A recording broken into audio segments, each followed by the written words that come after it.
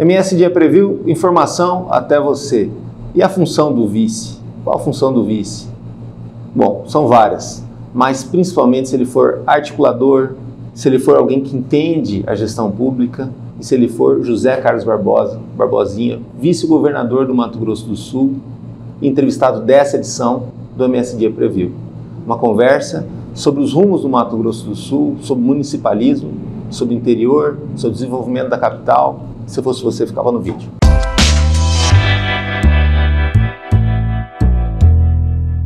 Obrigado pela vinda aqui, uma honra ter o senhor. E até na abertura eu falo dessa questão da multiplicidade de desafios, de questões que é para essa gestão de Mato Grosso do Sul tocar os rumos, né, o desenvolvimento desse cantinho do Brasil, que não é fácil, né? O interior, ele é o interior. O cara do interior, ele precisa da atenção dele, ele sabe que a capital é importante, mas ele também quer ao lado dele. Ainda mais Dourados, na cidade que o senhor conhece bem. E a capital é onde fica até a sede do governo do estado. Então vocês acabam também tendo que cuidar muito da capital e ter essas parcerias, não dá para virar as costas, não dá para pensar como muita gente pensa só em eleições. Você tem que pensar nos 4 anos, isso é muito técnico, né? E o senhor só conseguiu crescer na política porque é um cara técnico, é um cara de gestão, um cara que entende muito essa carência que é para muitos, né? Que é pensar as coisas de forma pragmática. Seja bem-vindo. Danilo, primeiro registrar a imensa satisfação de estar aqui fazendo esse bate-papo contigo e com quem nos acompanha. Realmente você tocou num ponto muito importante, que é esse relacionamento da capital com o interior do estado. Penso que o Reinaldo, ele promoveu uma ruptura com o antigo modelo de governar muito centralizado na capital e a capital pensando o desenvolvimento para o interior. E aí veio a expressão municipalismo. E muitas das pessoas, foi um tema muito discutido na campanha, e as pessoas perguntando ou questionando o que é o municipalismo. Municipalismo é exatamente você sair da capital, onde, pela proximidade do governo, você já vivencia com maior proximidade dos problemas da capital, para você sair e discutir os problemas do interior. Estar no interior, dialogando com prefeitos, vereadores, e aí surgiu o MS Presente, que era exatamente a oportunidade que o Estado e toda a sua estrutura para poder ir para as regiões, ouvir as lideranças políticas, ouvir a comunidade e captar os anseios, aquilo que era mais necessário. E aí a grande vantagem disso era cortar caminhos, ser mais prático com relação aos problemas e principalmente entender o drama do prefeito local, né? Porque a verdade é que grande parte dos municípios no Brasil estão em dificuldades, né? Então o que o governo do estado acaba fazendo é diminuir um pouquinho essa dificuldade para poder viabilizar questões como algumas obras que o prefeito não teria como fazer como recursos próprios, ou entender problemas futuros também, né? Prevenir situações, né? Exatamente. O Estado não tem dinheiro e nem o município para atender todas as necessidades. Mas quando você dialoga, você estabelece prioridade. O que é mais necessário para o município de Paranaíba, que não é o mesmo problema de Coxim, de Três Lagoas, de Dourados, de Aquidauana, enfim. Você dialogando com as pessoas, você consegue captar esse sentimento e fazer com que os recursos destinados aos municípios eles sejam melhor utilizados no atendimento da reivindicação do problema daquela pessoa que vive naquela localidade. Eu acho que esse foi um grande avanço, né, de um governo municipalista que, obviamente, terá continuidade na administração Eduardo Rito. O municipalismo nasce também do apreço a gastar bem o dinheiro público e sabendo que o dinheiro público ele é limitado, né? Ele nasce como filosofia nessa gestão anterior e deve seguir também nessa, né? Nunca se investiu tanto nos municípios como se investiu ao longo desses últimos 8 anos. Todos os recantos do Mato Grosso do Sul canteiro de obras de recursos do governo do estado, em obras que no passado o governo não fazia, como por exemplo, asfalto em via urbana, não é? Recapeamento em via urbana. O estado ele se preocupava com as estradas, não é? De competência do estado. apoio na área da saúde, apoio na educação. E penso que o grande desafio do governo, Eduardo Riedel, Barbosinha, seja aprimorar esses investimentos. É o processo de regionalização da saúde, escola em período integral, continuar atraindo investimentos para o nosso Estado, para que a gente possa, por intermédio da prosperidade, porque só geração de renda e trabalho que pode gerar prosperidade, a gente possa cada vez mais melhorar as condições de vida das pessoas. Por isso aqui a gente ouvia muito o Riedel, e nós também, obviamente, numa sintonia de discurso, dizer que nós queremos um governo que tenha um Estado próspero, verde, inclusivo e digital. Prosperidade, né? Meio ambiente, digital, a Infovia Digital vai promover uma grande revolução e inclusiva, porque não há Estado rico com pessoas pobres. Na medida em que você gera prosperidade, você começa a incluir as pessoas nesse processo de desenvolvimento. Então, penso que esse seja o grande desafio. Na eleição do ano passado, quer dizer, vocês chegam ao poder vencendo uma eleição. Isso é importante na democracia. Na eleição do ano passado, uma eleição muito marcada pela polarização nacional e também marcado pelo cidadão aqui no Mato Grosso do Sul, como em qualquer canto do Brasil, preocupado com essa eleição nacional. Trazer a atenção desse eleitor, dessa eleitora, para a realidade daqui, as discussões daqui, foi o grande desafio da campanha Eduardo Riedel Barbosinha. E vocês conseguiram, saindo lá de trás da pesquisa para o primeiro lugar, quer dizer, chegando no segundo turno também. Como que foi esse desafio, essa questão, lidar com esse problema de, além de falar do próprio projeto, também conscientizar as pessoas, né? Porque era cobrado o tempo todo um posicionamento, qual que é o posicionamento, mas fora esse posicionamento tem um projeto também para o Mato Grosso do Sul. E não é impossível chegar num governo de estado sem ter um projeto de médio e longo prazo, né? Era fundamental isso. Como que foi essa eleição? Foi um pouco diferente, eu já disputou outras, né? Mas essa talvez foi o maior case daí dos últimos anos de Mato Grosso do Sul. Danilo, eu penso que a palavra-chave foi acreditar, porque eu sabia que nós tínhamos um candidato a governador com grande potencial. Eu, deputado estadual, fui líder do governo na Assembleia Legislativa e tive a oportunidade de ser secretário de Justiça e Segurança Pública, convivendo muito próximo ao Eduardo Riedel. Então, eu sabia que nós tínhamos um candidato com potencial extraordinário que teria um grande desempenho. Mas era um grande desafio, porque o Riedel era um nome quase que completamente desconhecido do Estado. Ele nunca havia disputado eleição e você só se torna figura pública a partir do momento que você começa a disputar eleições e às vezes várias eleições para você se tornar uma figura conhecida no Estado. Então, acreditar que nós tínhamos um governo que vinha realizando um grande trabalho. Por intermédio desse trabalho nós teríamos o apoio da maioria expressiva dos prefeitos do Estado, dos vereadores, das lideranças políticas, e acreditar que a hora que iniciasse o debate eleitoral, né, o desempenho do Eduardo Riedel, o trabalho que eu poderia ajudar na região da Grande Dourado, no Vale do Iviema, no Cone Sul, tanto que eu fiquei responsável por cuidar de aproximadamente 34 municípios, né? Então, esse somatório de esforço, eu acho que foi o grande ingrediente, né? Crescemos de forma sólida, iniciamos lá atrás. Praticamente nós éramos, quando eu aceitei ser candidato a vice-governador, nós éramos lá os penúltimos da pesquisa, ou das pesquisas, né? E fomos escalando gradativamente. Crescimento gradual, lento, gradual, mas sempre na ascendente. E culminou, né? Eu acho que o grande desafio era ir para o segundo turno.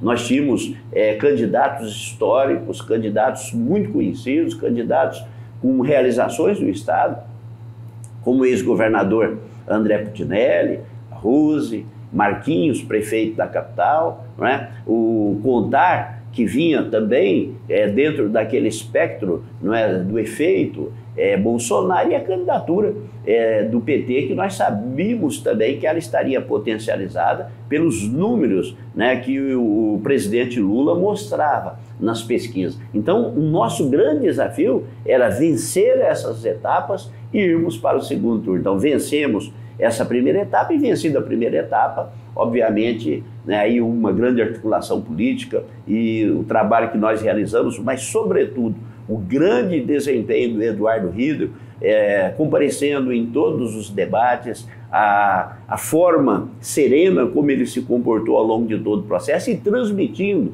para a população uma grande confiança. Eu penso que esses foram os pontos fundamentais para poder alicerçar a nossa vitória.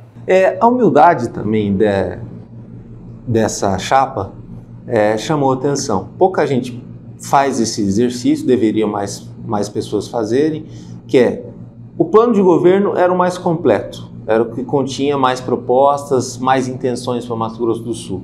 E durante a campanha, além do que já estava previsto, incrementadas coisas, né, a partir do diálogo com a população, o senhor com os 34 municípios que o senhor conversou, o Riedel também rodando e boa parte da equipe também. Então, ou seja, além de ser o mais completo, se manteve o mais completo, incrementou situações a partir dos debates na campanha. Só que aí ganha e aí fica uma tarefa enorme para se fazer, né, com as limitações da gestão pública. Como fazer isso nesse Brasil que está bastante dividido? Você tem um presidente de esquerda, como muita gente pensa, num Congresso de direita, você teve os episódios do dia 8 de janeiro, né? E ainda muita discussão que quase traz um terceiro turno, só que o governador, o vice-governador, os secretários, até os prefeitos aí que estão em final de mandato, eles precisam cuidar do dever de casa, senão o que acontece? Além de ter problemas de improbidade administrativa, a gestão pública, pelo que até que o senhor falasse das suas experiências, o senhor teve experiência também antes de chegar à Assembleia, de muita excelência no que fez nessa área, você não pode perder o time das coisas, né? E é um risco muito grande da gente, quando vê, acordou, já é 2024, 2025, 2026 e os problemas só aumentam. Danilo, primeiro nós precisamos de pacificar o país. É muito importante que existam as divergências políticas, ideológicas, mas que preponderem o sentimento de pátria, o sentimento de Brasil, o sentimento de que, nesse momento, nós temos que puxar, não é, todos numa mesma direção, que é a direção do desenvolvimento. Não tem problema nenhum que as pessoas pensem diferentes, mas isso tem que ser dentro do contexto do respeito àquilo que é preconizado pela Constituição, não é? O processo eleitoral, ele termina no dia das eleições. 2 anos atrás eu disputei uma eleição em Dourados. As pesquisas indicavam que eu seria o eleito. Veio o resultado das urnas, perdi as eleições por menos de 2%. Na mesma noite da eleição, eu dei uma declaração agradecendo os votos recebidos, desejando ao prefeito eleito sucesso e dizendo que o meu compromisso com Dourados não se esgotava naquela eleição. Penso que isso é democracia. A democracia, ela pressupõe o respeito ao resultado das urnas. E se eu não concordo com aquele administrador, eu me preparo para 4 anos depois enfrentar o pleito eleitoral e, se possível, né, se tiver a aquiescência do povo, voltar ao poder. Então, penso que nesse momento nós temos que trabalhar para que o Brasil retome o caminho do desenvolvimento.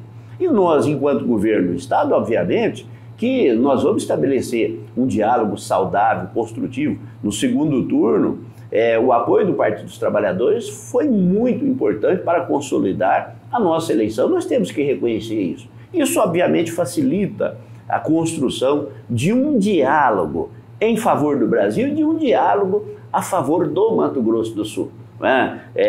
Nós temos uma senadora eleita agora, que proporcionalmente é a mais votada do país. Nós temos a composição da Câmara dos Deputados e nós precisamos que essa nossa base política, independente de partido político, trabalhe em sintonia em favor do Estado. Enquanto isso, é nossa missão administrar bem os recursos do Estado. E aí vem a experiência. A experiência do Eduardo Rio, você falou em humildade, né? É muito importante isso. Rio é um homem da terra, é um homem do campo. E as pessoas, normalmente, que têm essa origem, têm uma origem na simplicidade. Só que o Rio é um homem de excelente formação, em todas as áreas, formação técnica, qualificação, mas sentimento de povo. E conviveu, ao longo desses últimos 8 anos, na gestão do Estado. Então, um homem preparado para governar. E eu iniciei na vida pública muito cedo. Eu fui prefeito aos 23 anos, né? Até hoje, o mais jovem a subir esse posto. Sou advogado, sou professor universitário, sou concursado da UFGD, na área do direito, em Dourados. Tive a experiência de ser presidente da empresa de saneamento do Mato Grosso do Sul, a Sanesul, por mais de 7 anos.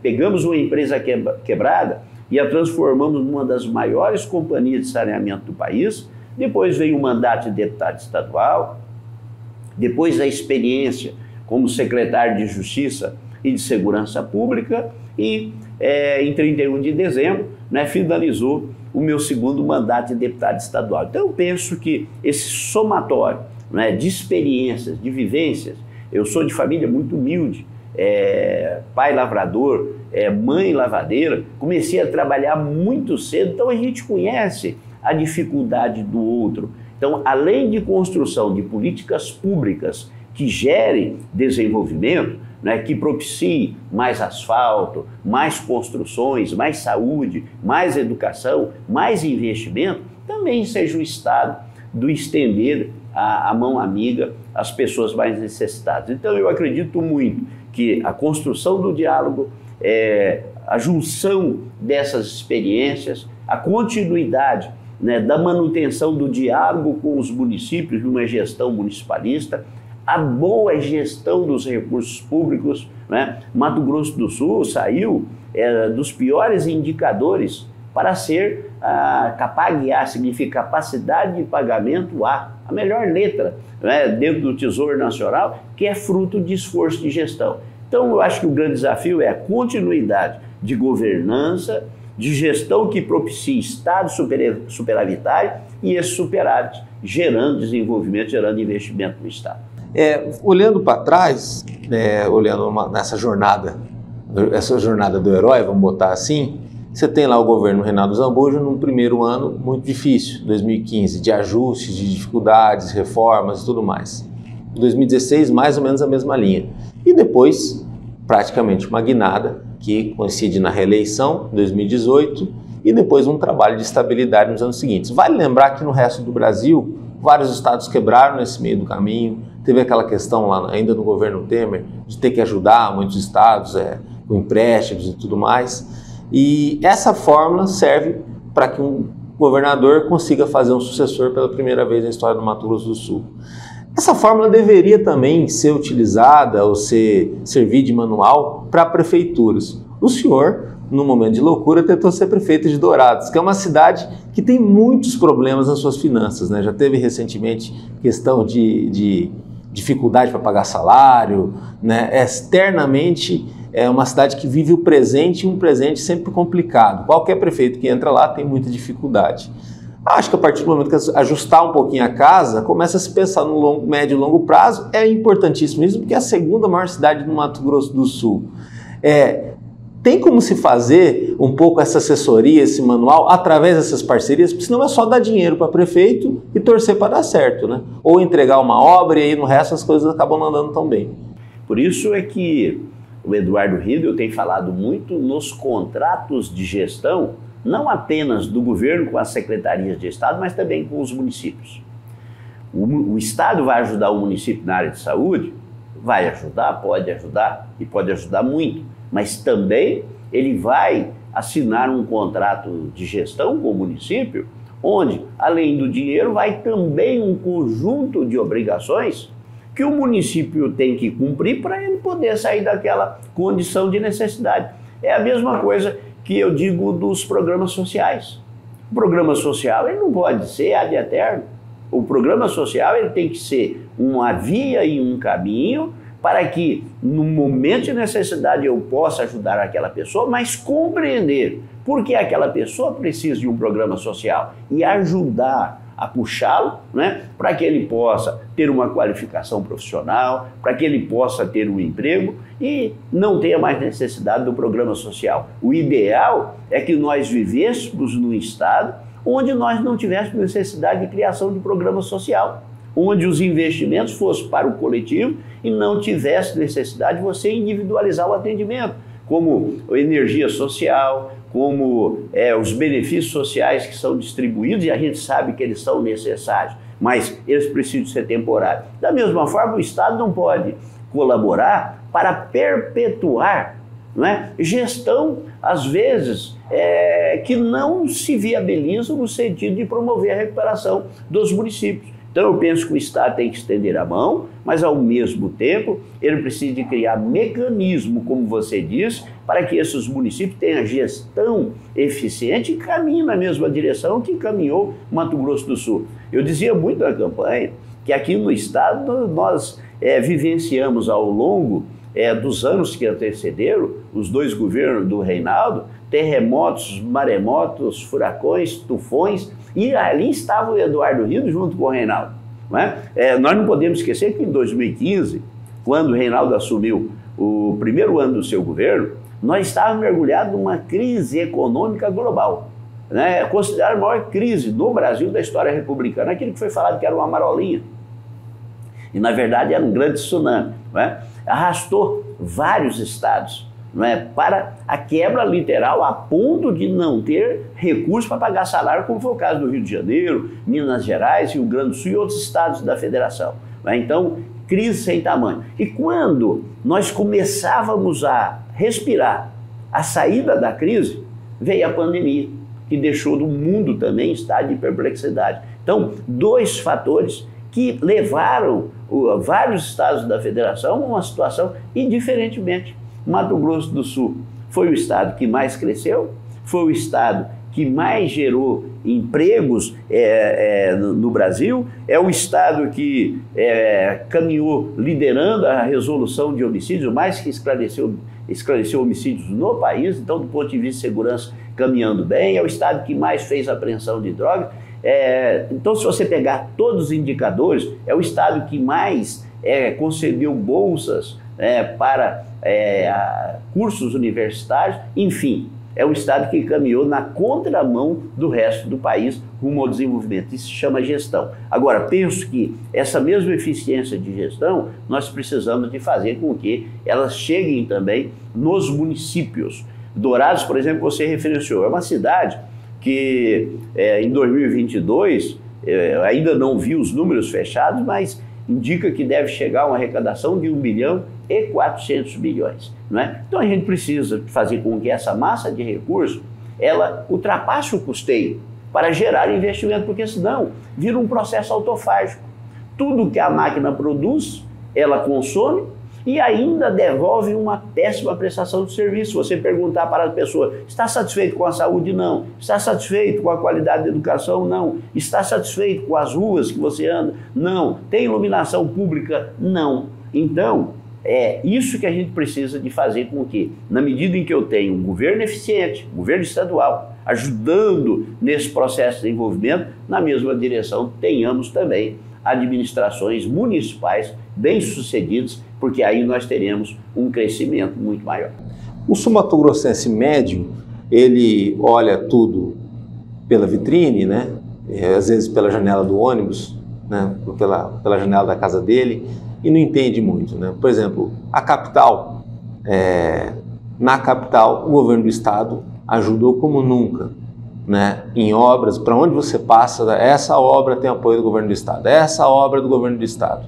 Situações até que era da prefeitura para a prefeitura fazer. Enquanto isso, a prefeitura nos últimos anos se ocupou com algumas coisas, né? O centro da cidade e tudo mais. Então foi uma parceria que deu certo. Tanto é que até, vamos botar, até dezembro do ano retrasado, mostrava-se uma grande popularidade para o governo, uma grande popularidade para o prefeito em questão a partir daquilo. Porém, por conta do jogo de poder, das eleições, você vê os dois lados competindo num pleito, né? E depois disso, pós-eleição, por conta dessa saída, uma capital em grave dificuldade para quem ficou para governá-la, né? No caso da Adriane. Você tem um transporte coletivo que teve greve, perspectivas de algumas obras, e está lá o governo do estado com um paizão para ter que cuidar daquilo tudo e tal.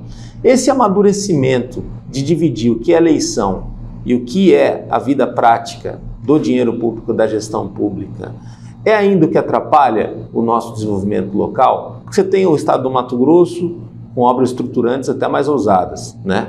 E foi por causa da questão da Copa e tudo mais. Ele é maior que o Mato Grosso do Sul, mas você tem regiões ali que a coisa parece que já está com desenvolvimento até mais pujante. Comparando lá, vamos para o norte do Mato Grosso com a região do Cone Sul, aqui do Dourados. Dá para a gente rodar mais forte, né? Ter uma autonomia maior para o cidadão de qualidade de vida. E ao mesmo tempo parece que às vezes a política atrapalha. Como que o senhor vê isso? E essa questão às vezes da parceria, ela não ter longevidade, ou ela ser uma parceria, mas aí o efeito dela acaba sendo um efeito, por exemplo, assim, parece que o governo do estado viabilizou uma candidatura concorrente, né? Claro que isso é da democracia, né? Mas assim, não era para ser assim, era para se pensar no médio e longo prazo. Assim é no primeiro mundo, assim em outras regiões, né? Danilo, primeiro, Mato Grosso é a bola da vez do investimento. Quando a gente olha todos os quadrantes do estado, quando eu vou aqui na costa leste, né, esse polo extraordinário que nós temos em Ribas do Rio Pardo, a construção da maior fábrica de celulose do mundo, né? Três Lagoas já tem a primeira, a segunda, vai ter a segunda e a terceira. Quando você vai em Inocência, a chilena Arauco se estabelecendo, quando você chega em Dourados, polo de produção, de industrialização, né? Ali em Pasa, uma grande empresa que vai trabalhar com a questão do etanol do milho, geração de energia, o DDG, que é um produto destinado ao consumo animal, Coamo, ali outras tantas empresas, e assim em todo o estado. Eu não tenho dúvida nenhuma de que esse processo de desenvolvimento ele vai ser cada vez mais acelerado, até porque o estado ele é muito receptivo ao investimento. E vai melhorar mais ainda, porque a ideia do Eduardo Ribe é simplificar cada vez mais a atração do capital. Porque há esse entendimento que a única forma de você gerar riqueza é por intermédio da produção, de você gerar desenvolvimento através da criação de emprego. E precisa ter a maturidade política para separar as questões partidárias, as questões políticas do investimento e da gestão da administração. É evidente que nós temos no país vários partidos e você tem diferentes matizes ideológicas. E às vezes mesmo um governo caminhando num diálogo em sintonia, como você referenciou, governo do estado e governo da capital, né, estado e município, quando chega no período eleitoral você tem a divergência. Exatamente porque o governador é de um partido, o prefeito é de outro, e às vezes você não consegue consolidar uma aliança. E você tem a disputa eleitoral. O que eu penso que é importante, independente das disputas, é que, terminado o pleito eleitoral, os agentes políticos, eles têm uma maturidade e a compreensão de entender que foram eleitos para governar para as pessoas, para administrar para as pessoas. E é exatamente essa compreensão que gera o diálogo, as grandes parcerias, né, que propiciam investimentos, desenvolvimento e a satisfação das pessoas. Nós temos que caminhar muito. Nós temos graves problemas na capital, temos problemas no interior do estado, né? E o governo, obviamente, você não tem um cobertor do tamanho, né, de cobrir todas essas necessidades. Então é preciso estabelecer prioridades, estabelecer diálogo. E quando o Estado trabalha em sintonia com o município, quando há essa conjunção de esforços voltados para o bem comum, independente da questão política, eu tenho o desenvolvimento. Então, eu penso que na capital existe esse diálogo fraterno, houve em relação ao prefeito Marquinhos, não tem dúvida nenhuma, o governo do estado auxiliou muito, ajudou muito, como nós estamos tendo agora com a prefeita Adriane Lopes, que obviamente administra uma capital com problemas, com complexidade, mas nós temos uma prefeita com uma grande capacidade de diálogo. Cada vez mais, a Adriane me surpreende positivamente, pela capacidade exatamente de ouvir, pela capacidade de dialogar, né? Eu não tenho dúvida nenhuma de que o governo